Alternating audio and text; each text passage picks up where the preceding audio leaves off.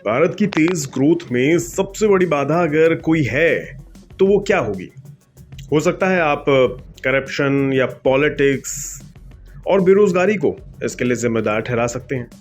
ये भी जिम्मेदार हैं, लेकिन सबसे बड़ी परेशानी जमीनी स्तर से शुरू होती है और वो है एजुकेशन।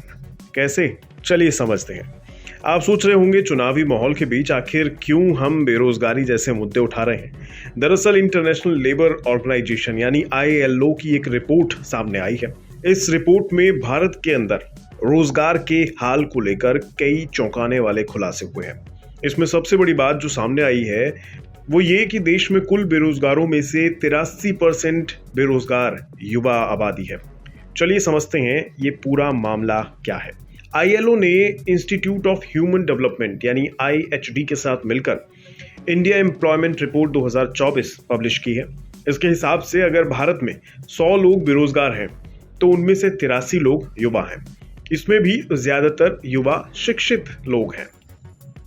पहले ऐसी दशा में यह कहा जाता था कि लोग पढ़े लिखे नहीं हैं इसलिए बेरोजगारी है, लेकिन अब जब पढ़ लिख लिए उनकी संख्या बढ़ रही है फिर भी देश का पढ़ा लिखा 83% युवा बेरोजगार है, तो गलती कहां हो रही है? ILO की रिपोर्ट कहती है कि देश के कुल बेरोजगार युवाओं में पढ़े लिखे बेरोजगारों की संख्या भी सन 2000 के मुकाबले अब डबल हो चुकी है। आंकड़ों में देखें तो साल 2000 में पढ़े लिखे युवा बेरोजगारों की संख्या कुल युवा बेरोजगारों में 35% थी। साल 2022 में ये बढ़कर 65% हो गई। इसमें उन पढ़े लिखे युवाओं को भी शामिल किया गया है जिनकी कम से कम 10वीं तक की शिक्षा हुई है। इसका क्या मतलब समझना चाहिए? आखिर दिक्कत कहां है? इसका जवाब आपको RBI के पूर्व गवर्नर और मशहूर इकोनॉमिस्ट रघुराम राजन से मिल जाएगा। इन्होंने हाल में ILO की रिपोर्ट आने से एक दिन पहले ही ये चीज सामने रखी कि भारत को अपनी इकोनॉमिक ग्रोथ के मजबूत होने की हाइप पर ज्यादा भरोसा नहीं करना चाहिए। इनफैक्ट ऐसा करना एक बड़ी भूल होगी। बजाय इसके भारत को अपनी इकोनॉमी में मौजूद बुनियादी समस्याओं को दूर करना चाहिए, जैसे कि एजुकेशन सिस्टम। इसको ठीक करने पर ध्यान देना बहुत जरूरी है। कुछ इसी तरह की बात ILO ने भी अपनी रिपोर्ट में कही है। ILO का कहना है कि भारत में सेकेंडरी यानी 10वीं के बाद लोगों का स्कूल छोड़ देना अभी भी उच्च स्तर पर बना हुआ है।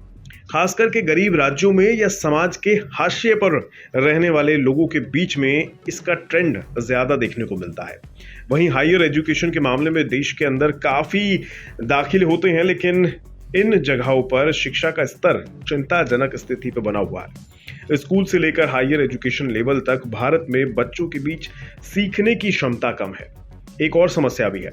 साल 2019 के बाद से रेगुलर वर्कर्स हो या फिर सेल्फ एम्प्लॉयड लोग, दोनों की ही इनकम में गिरावट का ट्रेंड देखा जा रहा है। वहीं अनस्किल्ड लेबर फोर्सेस में भी कैजुअल वर्कर्स को 2022 में सही से न्यूनतम मजदूरी नहीं मिल पाई है। कुछ राज्यों में रोजगार की स्थिति काफी खराब है, जैसे बिहार, उत्तर प्रदेश, उड़ीसा, मध्य प्रदेश, झारखंड और छत्तीसगढ़। इस रिपोर्ट के मुताबिक भारत के लिए ये काफी मुश्किल समय है। भारत की लगभग 27% आबादी युवा है, लेकिन उसका एक बड़ा हिस्सा बेरोजगार है और ठीक से पढ़ा लिखा भी नहीं है। ऐसे में भारत को अपनी इस युवा आबादी का डेमोग्राफिक डिविडेंड नहीं मिल पा रहा है। कुल मिलाकर भारत को अपनी स्कूली सिस्टम को जमीनी स्तर से ठीक करने की जरूरत है। आपका इस पर क्या कहना है? कमेंट बॉक्स में बताएं। बिस्तक आपके लिए लाया है प्रीमियम मेंबरशिप प्रोग्राम, जहां आपको मिलेंगे कई सारे फायदे, जिनमें मार्केट न्यूज़लेटर, लाइव चैट पर आपके सवालों के सबसे पहले जवाब, मार्केट आउटलुक, वीकेंड पर मार्केट स्कैन, एंकर्स के साथ चैट और भी बहुत कुछ। इस प्रीमियम सब्सक्रिप्शन में 3 तरह के प्लान हैं, सिल्वर, गोल्ड और प्लैटिनम, जिनकी शुरुआत मात्र 159 रुपए महीने से होती है। इससे जुड़ना भी बेहद आसान है। बिस्तक के YouTube चैनल पर जाएं, ज्वाइन बटन पर क्लिक करें और अपना प्लान सिलेक्ट करें। बस बन गए आप हमारे प्रीमियम मेंबर।